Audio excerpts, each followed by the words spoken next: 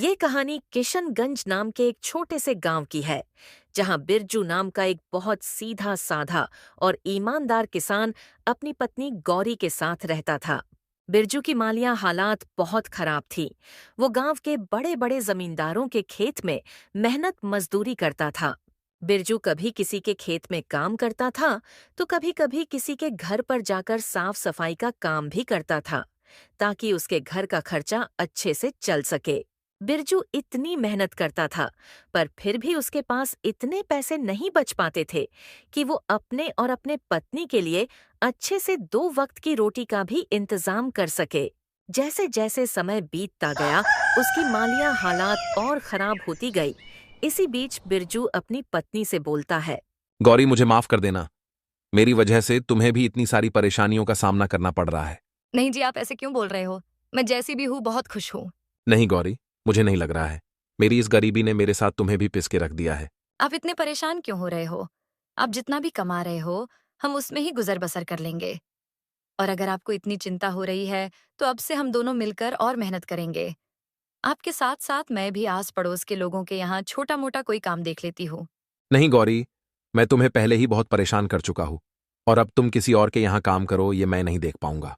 तो आप सब चिंता छोड़कर अपने काम पर ध्यान दीजिए और मेहनत करिए। बाकी सब ऊपर वाले के भरोसे छोड़ दीजिए। पर मैं भी क्या करूं? मैं कितनी भी मेहनत क्यों ना करूं, मुझे मेरे मेहनत के हिसाब से यहाँ कोई मजूरी देता ही नहीं है। अब तो पहले की तरह काम भी नहीं मिल रहा है। गौरी, मैं सोच रहा हूं कि अब शहर जाकर काम करूं। यहां दिन रात मेहनत करता हूं, लेकिन हमें सही से 2 वक्त की रोटी भी नसीब नहीं होती है। शहर में मेहनत करूंगा तो कम से कम पैसे तो ज्यादा मिलेंगे। पर आप शहर चले जाओगे तो मैं यहाँ अकेली कैसे रहूंगी? आपके बिना यहाँ मेरा कोई नहीं है। मैं समझता हूं गौरी, पर कुछ ही समय की बात है। मुझे जैसे ही अच्छी नौकरी मिल जाएगी तो मैं वहां 1-2 साल कमाकर कुछ पैसे बचा लूंगा। फिर उन पैसों से यह गांव में कोई दुकान खोल लूंगा, ताकि तुम्हारे साथ रह सकूं। नहीं जी, मुझे ज्यादा पैसों का लालच नहीं है। अभी मैं जिस हाल में हूँ, मैं उसी में खुश हूँ। मैं तुम्हारी भावनाओं को समझ रहा हूं गौरी, लेकिन हमारी हालत देखकर मुझे कुछ ना कुछ तो करना ही होगा। ठीक है, अगर आपको यही सही लग रहा है तो जाइए, लेकिन अपना ख्याल रखना। मैं आज आपका सामान बांध देती हूँ। आप कल चले जाना।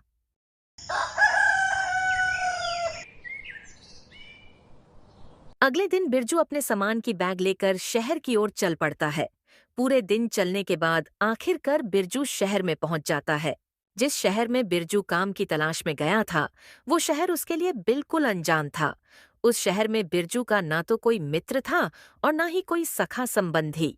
चलो, अब यहां आ तो गया हूं, पर काम ढूंढने से पहले सर छुपाने के लिए कोई जगह ढूंढ लेता हूं, ताकि आज रात तो कहीं रुक सकूं। बिरजू सबसे पहले आसपास में दिख रहे होटलों में जाकर वहां रहने के लिए बात करने जाता है, पर वो वहां से हताश होकर बाहर आ जाता है, क्योंकि बिरजू के पास इतने पैसे नहीं थे कि वो वहां का किराया दे सके। बाप रे बाप, इतना किराया एक रात रुकने का! इतने में तो मैं पूरे महीने का राशन खरीद लूं घर का। आखिरकार होटलों के चक्कर मार मार के वो परेशान हो जाता है। एक काम करता हूं, इन होटलों में रहने से अच्छा किसी भाई के यहां रुक जाता हूं। कम से कम मेरे कुछ पैसे तो बच जाएंगे। फिर बिरजू वहां से आस-पास में दिख रहे घरों में जाकर रहने के लिए बात करने जाता है। बिरजू जब एक घर के पास पहुंचा, तो वहां पहले से उस घर का मालिक बाहर बिस्तर लगाकर बैठा होता है। भाई, मैं बहुत दूर गांव से आया हूं, और अब शाम होने वाली है, और मुझे रात बिताने के लिए थोड़ी जगह चाहिए। अगर आप मुझे रात भर रुकने के लिए अपने घर में थोड़ी जगह दे देंगे तो बहुत मेहरबानी होगी। तुम गांव से आए हो या कहीं और से, मुझे इससे कोई फर्क नहीं पड़ता है। मैं तुम्हें जानता पहचानता नहीं हूं, तो मैं तुम्हें अपने घर में कैसे ठहरा सकता हूं? बहुत से लोग शहर में काम करने आते हैं। तुम कोई नए नहीं हो। जाओ और अपना ठिकाना कहीं और ढूंढो। बिरजू को उस व्यक्ति की बातें बहुत बुरी लगती है, पर वो उसे बिना कुछ कहे वहां से चला जाता है। थोड़ी देर चलते चलते वो एक दूसरे घर के पास पहुंच जाता है, जहां एक महिला बैठी होती है। बहन, मैं बहुत दूर से आया हूं काम की तलाश में, पर अब कुछ ही देर में रात हो जाएगी, तो आज रात को रुकने के लिए जगह तलाश कर रहा हूं। क्या मैं आपके यहां आज रात रुक सकता हूं क्या? भाई, मैं आपकी मजबूरी समझ सकती हूँ, पर मेरे घर में केवल मैं और मेरी बेटी रहती है, तो मैं ऐसे ही किसी पराये मर्द को अपने घर में नहीं रुका सकती हूँ। मुझे माफ कर दीजिए। अरे कोई बात नहीं है बहन, आपकी मदद के लिए धन्यवाद। बिरजू वहां से भी निराश होकर अपने लिए दूसरे घर की तलाश में निकल जाता है। बिरजू कई घरों में जाता है, लेकिन हर कोई उसे अपने घर में ठहराने से मना कर देता है। ये सब देखकर बिरजू बहुत ही निराश हो जाता है। फिर सोचने लगता है, इस शहर में कोई भी मुझे अपने घर में ठहराने के लिए तैयार ही नहीं है। अब मैं रात में कहाँ जाऊं? मेरी तो कुछ समझ में ही नहीं आ रहा। जब इस शहर में मुझे रुकने के लिए कोई घर ही नहीं मिल रहा, तो मुझे इस शहर में काम कैसे मिलेगा? बिरजू ये सब सोच ही रहा था, तभी उसकी नजर पास वाली एक झोपड़ी पर पड़ती है। बिरजू फौरन उस घर के पास चला जाता है। बिरजू जब उस घर के पास पहुंचा तो उसने देखा अंदर एक बूढ़ी अम्मा बैठी है। बिरजू उन्हें आवाज लगाता है। अम्मा, क्या मैं आपसे 2 मिनट बात कर सकता हूँ? बिरजू की आवाज सुनकर बूढ़ी अम्मा बाहर आ जाती है। अम्मा, मैं इस शहर में काम की तलाश में आया हूं, पर कोई भी मुझे अपने घर में ठहराने के लिए तैयार ही नहीं है। बस अब आपसे ही उम्मीद है। कृपा करके आप मुझे अपने घर में रात भर रुकने की जगह दे दीजिए। बेटा, तुमने मुझे माँ कहा है, और एक माँ अपने बेटे को घर के बाहर कैसे छोड़ सकती है? चलो आओ, अंदर आ जाओ। बिरजू उस बूढ़ी अम्मा के साथ घर के अंदर चला जाता है। फिर वह अम्मा बिरजू से कहती है, बेटा, तुम इसे अपना ही घर समझो। तुम जब तक चाहो तब तक यहाँ रह सकते हो। अम्मा, इस घर में आप अकेले रहते हो क्या? आपके परिवार के बाकी लोग आपके साथ नहीं रहते हैं क्या? बेटा, मेरे परिवार में कोई नहीं है। मेरे पति तो कई साल पहले ही मुझे छोड़ के जा चुके हैं, और एक लड़का था, वो भी विदेश में जाकर रहता है। इस घर में मैं अकेली रहती हूँ। माँ, अब आप चिंता मत कीजिए, मैं हूं ना आपके साथ। अब आप इस घर में अकेली नहीं हैं। अब से आप मुझे अपना बेटा ही समझिए। बेटा, तू बहुत अच्छा इंसान है, देखने में भी बहुत भला लगता है। इस शहर में बहुत होशियारी से रहना, क्योंकि यहाँ बहुत ठग रहते हैं। वे नए आदमी को देखकर उसे ठग लेते हैं। ठीक है अम्मा, मैं ध्यान रखूंगा, आप परेशान मत होइए। बेटा, वैसे तुमने कोई काम देखा है या देखना बाकी है? अम्मा, मैं कल शहर में नौकरी ढूंढने जाऊंगा, और हो सकेगा तो आपके घर के आसपास में ही किराए पर घर ले लूंगा, ताकि आपके आसपास रहकर आपकी देखभाल कर सकूं। नहीं बेटा, तुम्हें किराए पर दूसरा घर लेने की जरूरत नहीं है। तुम जब तक चाहो मेरे इस घर में रह सकते हो, क्योंकि तुम रहोगे तो कम से कम मुझे ऐसा लगेगा मेरा बेटा मेरे पास है। हाँ अम्मा, ये तो बहुत अच्छा रहेगा, पर मैं एक शर्त पर आपके घर पर रुकूंगा कि मैं जो किराया किसी और को देने वाला था, वो मैं आपको दूंगा। ठीक है बेटा, चलेगा। फिर क्या था, बिरजू अम्मा के साथ उनके घर पर रुक जाता है और आज की रात वो उनके यहाँ खाना वगैरह खाकर सो जाता है।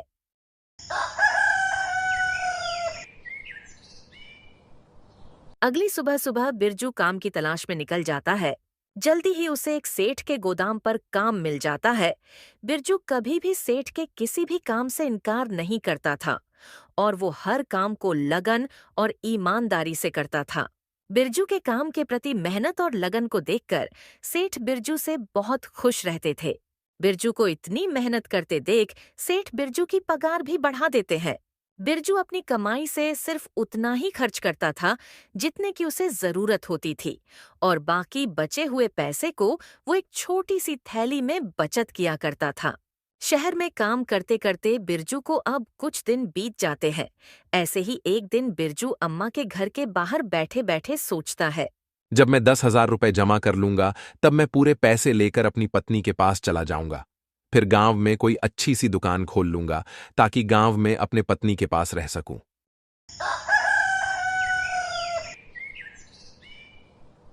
ऐसे ही देखते देखते 2 साल बीत जाते हैं। बिरजू बहुत मेहनत करता है और थोड़ा थोड़ा करते करते 10,000 रुपए जमा कर लेता है। एक गरीब आदमी के लिए 10,000 रुपए बहुत बड़ी कीमत होती है, इसलिए बिरजू अम्मा से कहता है, अम्मा, अब मेरे पास पूरे 10,000 रुपए हो गए हैं।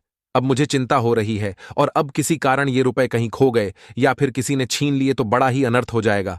इसलिए इतने बड़े रकम को अपने साथ लिए घूमना तो बेवकूफी होगी, और इस घर में पैसे छुपाकर रखना भी सही नहीं है। क्या पता मुझे कोई पैसे छुपाते देख ले और बाद में पैसे चुरा कर ले जाए, तो फिर मुझे तो खाली हाथ ही घर लौटना पड़ेगा। आजकल किसी पर भी भरोसा नहीं किया जा सकता है। बहुत ही बदमाश और बुरे लोग रहते हैं इस शहर में, इसलिए अब मुझे अपने घर चले जाना चाहिए। बेटा, तू सही कह रहा है, लेकिन बेटा, तू इतनी जल्दी अपने गांव क्यों जा रहा है? थोड़े दिन और रुक जा। अम्मा, रुकना तो मैं भी चाहता हूँ, लेकिन मैं इन पैसों की वजह से जा रहा हूँ। बेटा तू एक काम कर, तू इस शहर के मशहूर जमींदार गिरिधर लाल के पास चले जा और अपने पैसे तू उनके पास रख दे, और जब तुझे घर जाना होगा तब तू अपने पैसे गिरिधर लाल से वापस ले लेना। लेकिन अम्मा, मैं उस जमींदार के पास अपने पैसे कैसे रख सकता हूँ? क्या पता कल के समय पर वो पैसे देने से मना कर दे तो? बेटा गिरिधर लाल बहुत ही ईमानदार और नेक आदमी है, तुम बेफिक्र होकर अपने पैसे उसे दे सकते हो। शहर में ऐसे बहुत से लोग हैं जो अपने पैसे उसके पास रखते हैं।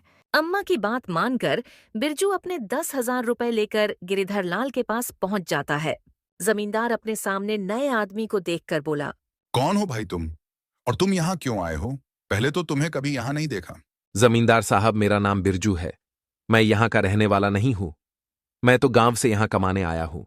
मैंने कई साल तक मेहनत करके अपने पास 10,000 रुपए जमा किए हैं, और आप तो जानते हो शहर का माहौल ठीक नहीं है। इसलिए मैं अपने पूरे पैसे आपके पास एक अमानत की तौर पर रखने आया हूँ। मैंने सुना है कि पूरे शहर में बस एक आप ही है जिसके पास मेरे पैसे सुरक्षित रहेंगे। जब तक मैं इस शहर में रहूंगा और काम करूंगा, तब तक मेरे पैसे आपके पास सुरक्षित रहेंगे। मेहरबानी करके आप इन पैसों को अपने पास रख लीजिए। गिरिधर लाल ने जल्दी से पैसों की थैली अपने पास ले ली और फिर वो बिरजू से बोला, सही कहा बिरजू भाई, तुम्हें अपने पैसे रखने के लिए इससे और बेहतर जगह कहीं नहीं मिलेगी। इसलिए अब तुम चिंता मत करो। अब तुम्हारे ये पैसे मेरे पास सुरक्षित रहेंगे। अब तुम बिना किसी चिंता के अपने घर जा सकते हो। जब भी तुम्हारा मन चाहे अपने पैसे वापस ले जाना। जमींदार की ऐसी बातें सुनकर बिरजू भी बेफिक्र होकर अपने घर चला जाता है।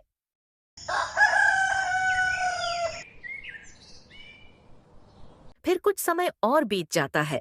देखते देखते और एक साल निकल जाता है। बिरजू अपने काम में मग्न रहता है। ऐसे ही एक दिन बिरजू जब पलंग पर बैठा हुआ था, तभी उसे उसकी पत्नी गौरी की बहुत याद आने लगती है। अब बहुत समय हो गया है। देखते देखते 3 साल गुजर गए। अब तो मुझे गौरी के पास जाना ही होगा। अब जब बिरजू अपनी पत्नी के पास जाने का निश्चय करता है, तो वो सबसे पहले अम्मा को सारी बात बताने चला जाता है। अम्मा, अब बहुत समय बीत गया है। अब मैं सोच रहा हूँ गौरी के पास चला जाऊं। मैं तो उसे कहकर आया था 1-2 साल में आ जाऊंगा, पर अब मुझे यहाँ कमाते कमाते 3 साल हो गए हैं। ठीक है बेटा, जैसा तुमको सही लगे। फिर क्या था, बिरजू अपने घर जाने की तैयारी करके जमींदार के पास अपने पैसे लेने चला जाता है।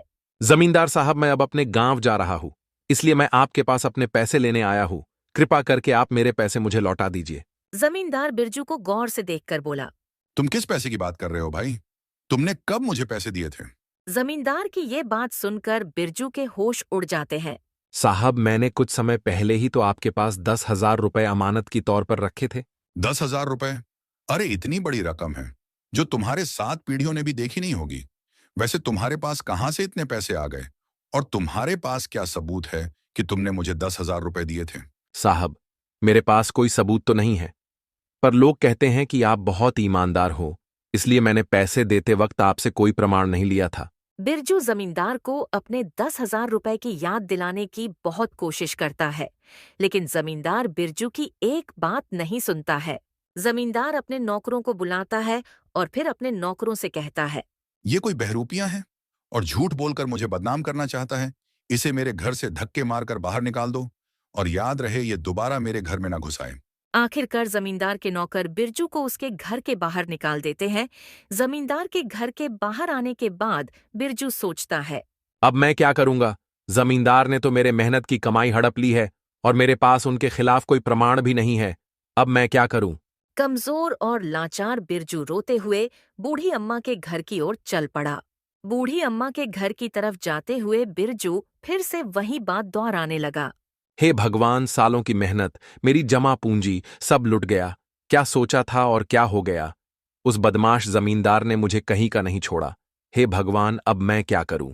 बिरजू दुखी मन से बूढ़ी अम्मा के घर लौट आता है। बिरजू को रोता हुआ देख बूढ़ी अम्मा बिरजू से पूछती हैं, क्या हुआ बिरजू बेटा, तू रो क्यों रहा है? तू तो गिरिधर लाल जमींदार के पास अपने पैसे वापस लेने गया था ना? हाँ अम्मा, मैं बर्बाद हो गया। मेरी जमा पूंजी सब लुट गई। जमींदार गिरिधर लाल ने मेरे पैसे वापस देने से इनकार कर दिया। पैसे मांगने पर उसने कहा, मैंने तुझे पहले कभी नहीं देखा है। तू मुझे पैसे देकर कब गया था? तू पक्का कोई बहरूपियां है जो झूठा आरोप लगाकर मुझे बदनाम करना चाहता है। और ऊपर से उसने अपने नौकरों को बुलवाकर मुझे धक्के मारकर घर से बाहर निकलवा दिया। बिरजू की सारी बातें सुनकर बूढ़ी अम्मा मायूस हो जाती हैं। बिरजू बेटा, मुझे माफ कर देना। ये सब मेरी वजह से हुआ है। मैंने ही तुझे तेरे बचत के पैसे जमींदार गिरिधर लाल के पास रखने को कहा था। मुझे पता नहीं था गिरिधर लाल इतना बड़ा बेईमान और धोखेबाज स्वभाव का है। लोग तो उसके ईमानदारी के गुण गाया करते थे। अम्मा, आप अपने आप को दोष मत दो। इसमें आपकी कोई गलती नहीं है। आपने तो मेरे अच्छे के लिए ही कहा था, मगर होना तो वही था जो भगवान को मंजूर था। लेकिन बेटा, अब तू क्या करेगा? उस बेईमान जमींदार से अपने पैसे वापस कैसे लेगा? अम्मा, अब मैं कुछ नहीं कर पाऊंगा। अब मुझे खाली हाथ ही अपने घर लौटना होगा। बूढ़ी अम्मा और बिरजू आपस में बात कर ही रहे होते हैं, तभी वहां अम्मा के बगल में रहने वाली लक्ष्मी नाम की औरत आती है। वो दोनों को उदास देखकर पूछती है। क्या बात है बिरजू भाई, आज आप और अम्मा दोनों इतने उदास क्यों दिखाई दे रहे हो? अब आपको क्या बताओ लक्ष्मी बहन, मेरे साथ बहुत बड़ा धोखा हुआ है। मैंने कई साल दिन रात मेहनत करके 10,000 रुपए जमा किए थे। पैसे जमा करने के लिए मैंने ना कभी पेट भर खाना खाया और ना कभी पूरी नींद ली। फिर बिरजू ने लक्ष्मी को सारी बात बताई कि किस तरह जमींदार ने बिरजू को धोखा देकर उसके सारे पैसे ठग लिए। बेटी, लोग कहते हैं कि जमींदार गिरिधर लाल बहुत ही नेक और ईमानदार आदमी है। यही सोचकर मैंने बिरजू को उसके सारे पैसे उसके यहाँ रखने कहा था, और बिरजू भी मेरी बातों में आकर उसके पास अपने पैसे रखाया था। अम्मा, आप दोनों परेशान मत होइए। मेरे पास एक तरकीब है। अगर ये तरकीब काम कर गई तो बिरजू भाई को उनके पैसे भी वापस मिल जाएंगे और जमींदार की अक्ल भी ठिकाने आ जाएगी। फिर लक्ष्मी बूढ़ी अम्मा से एक संदूक मांगती है। बूढ़ी अम्मा भी लक्ष्मी के कहे अनुसार एक बड़ा पुराना संदूक लाकर उसके सामने रख देती है। बूढ़ी अम्मा से संदूक लेकर लक्ष्मी कहती है।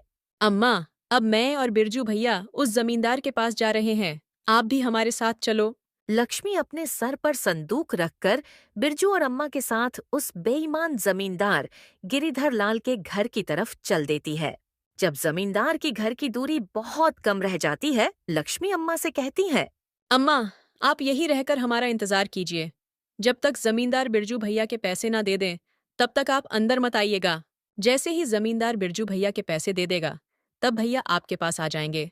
फिर थोड़ी देर में आप अंदर आ जाना और मुझे कहना, बहू, मेरा बेटा व्यापार करके घर आ गया है और वो तुम्हें बुला रहा है, जल्दी चलो। ठीक है बेटी, मैं ऐसा ही करूंगी। फिर लक्ष्मी और बिरजू दोनों जमींदार के घर के बाहर पहुंचकर रुक जाते हैं और लक्ष्मी बिरजू से कहती है। भैया, पहले मैं अंदर जाती हूँ, आप कुछ समय के बाद अंदर आ जाना। उसके बाद लक्ष्मी जमींदार के घर के अंदर पहुंच जाती है। जमींदार लक्ष्मी के पास इतने बड़े संदूक को देखकर सोचता है। इस औरत के पास संदूक तो काफी बड़ा लग रहा है। अगर ये मुझे मिल जाए तो मेरी तो चांदी चांदी हो जाएगी। बहन, आप यहाँ किस काम से आई हो और तुम्हारे पास इतना बड़ा संदूक है, उसमें क्या है? मैं चंदन व्यापारी की पत्नी हूँ। मेरे पति दूर दराज के देश में व्यापार करने गए हैं। वो न कई दिनों से घर लौट कर नहीं आए हैं, न जाने वो घर कब वापस आएंगे। और हमारे इलाके में चोरी की वारदात कुछ ज्यादा ही बढ़ गई है। आए दिन किसी न किसी के घर पर चोरी हो जाती है। इसीलिए मैं कई रातों से चैन की नींद नहीं सो पाई हूँ। मुझे हमेशा डर लगता है और यही चिंता लगी रहती है कि कहीं हमारे यहाँ चोरी ना हो जाए। इसलिए मैं ये संदूक आपके पास लाई हूँ।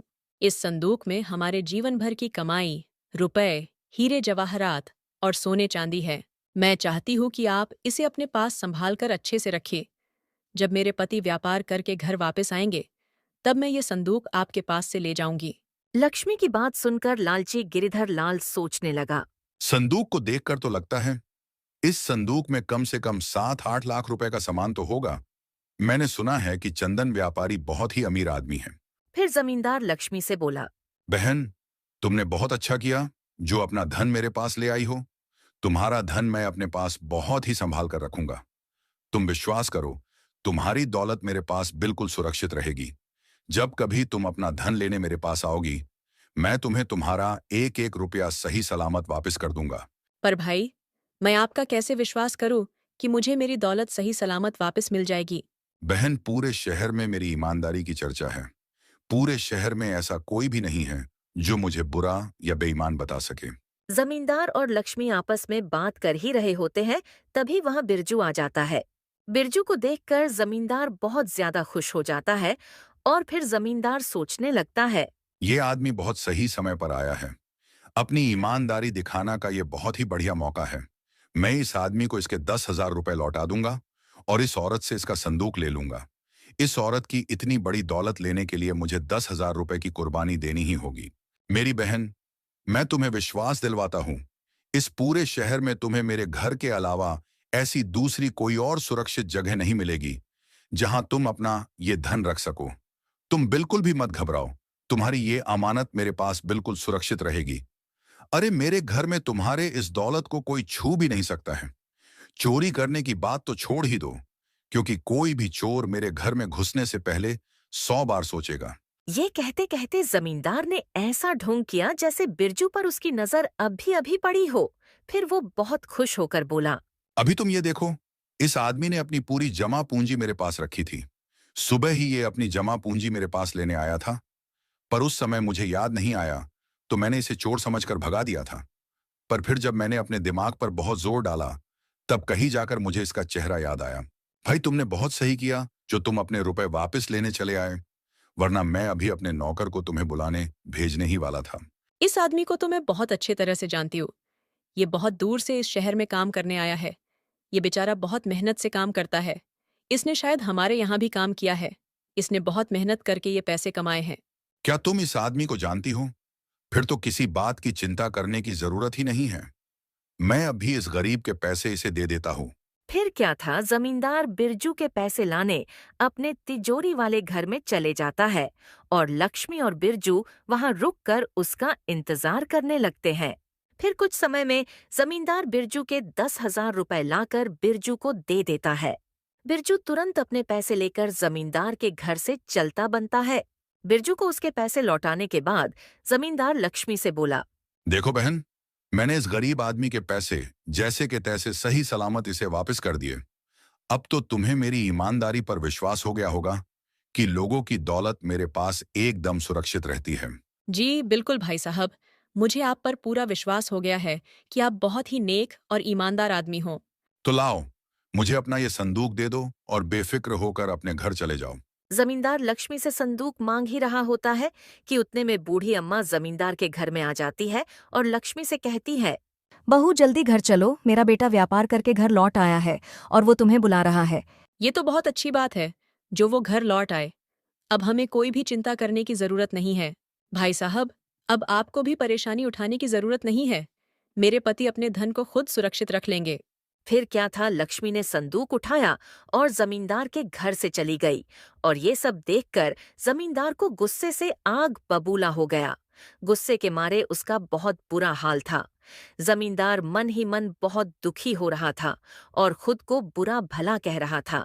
वाह गिरिधर लाल, वाह, हाथ में आई दौलत लौटकर वापस चली गई। इस कमबख्त चंदन व्यापारी को अभी ही आना था, थोड़ी देर बाद नहीं आ सकता था। थोड़ी देर बाद आता तो उसका क्या बिगड़ जाता? नहीं, पर उस कमबख्त को अभी ही आना था। अगर वो थोड़ी देर बाद आता, वो धन से भरा संदूक मेरा हो जाता। अगर वो संदूक मेरे हाथ लग जाता तो पैसों से मेरी पूरी तिजोरी भर जाती। अब क्या करूं अपनी फूटी किस्मत का? पैसों से भरा संदूक भी नहीं मिला और 10,000 रुपए भी हाथ से चले गए। इधर जमींदार अपने किस्मत को कोस रहा होता है और उधर बूढ़ी अम्मा के घर पर लक्ष्मी बिरजू से कहती है, बिरजू भाई, इंसान को कभी निराश नहीं होना चाहिए। हमेशा ये बात याद रखनी चाहिए कि दुनिया में ऐसा कोई बेईमान और चालाक आदमी नहीं है जिसकी बेईमानी हमेशा सफल हो जाए। भाई, अब आप अपने घर जाइए और अपने परिवार के साथ एक सुखी जीवन बिताइए। बहुत भटक चुके इस अनजान इलाके में। फिर क्या था, लक्ष्मी बिरजू की बहुत बड़ी मदद करके अपने घर के लिए निकल जाती है। लक्ष्मी के जाने के बाद बिरजू भी बूढ़ी अम्मा से अपने घर जाने के लिए इजाजत मांगने लगता है। अम्मा, अब मुझे भी यहाँ से जाने की आज्ञा दो। आपका बहुत बहुत धन्यवाद जो इतने बड़े अनजान शहर में मुझ जैसे अनजान की मदद की और रहने के लिए छत दी। अम्मा, मैं आपका ये एहसान अपनी जिंदगी भर नहीं भूलूंगा। अरे इसमें एहसान की क्या बात है बेटा, तू भी तो मेरे बेटे जैसा है, तो मैंने तो बस एक माँ होने का फर्ज निभाया है। अब तुम अपने घर जाओ और हमेशा खुश रहो। मेरा आशीर्वाद हमेशा तुम्हारे साथ है। फिर क्या था, बिरजू अम्मा से उनका आशीर्वाद लेकर और उनको अलविदा कहकर अपने गांव के लिए निकल जाता है। बिरजू ने अपने बचत किए हुए पैसों से एक छोटी सी किराने की दुकान खोल ली थी, जिस कारण अब उसे किसी के यहाँ मजदूरी भी नहीं करनी पड़ती थी और वो अच्छा खासा कमा भी रहा था। और सबसे बड़ी बात, वो अपनी पत्नी के साथ साथ रह रहा था। दोस्तों, इस कहानी से हमें यह सीख मिलती है कि हमें कभी हार नहीं माननी चाहिए। अगर बिरजू भी हार मानकर अपने गांव लौट आता तो उसकी पूरी जमा पूंजी पर लालची गिरिधर लाल मजा कर रहा होता। और तो और, वो और भी भोले भाले लोगों को इसी तरह ठगता। पर लक्ष्मी की सूझबूझ और चतुराई ने बिरजू को उसके रुपए भी दिला दिए और लालची जमींदार को सबक भी सिखा दिया। तो दोस्तों, कहानी आपको कैसी लगी? हमें कमेंट में जरूर बताएं। अगर आपको हमारी मेहनत पसंद आई हो तो हमारे चैनल को सब्सक्राइब करना न भूलें और बेल आइकन दबाएं ताकि नई कहानियों की नोटिफिकेशन सबसे पहले आपको मिले। धन्यवाद।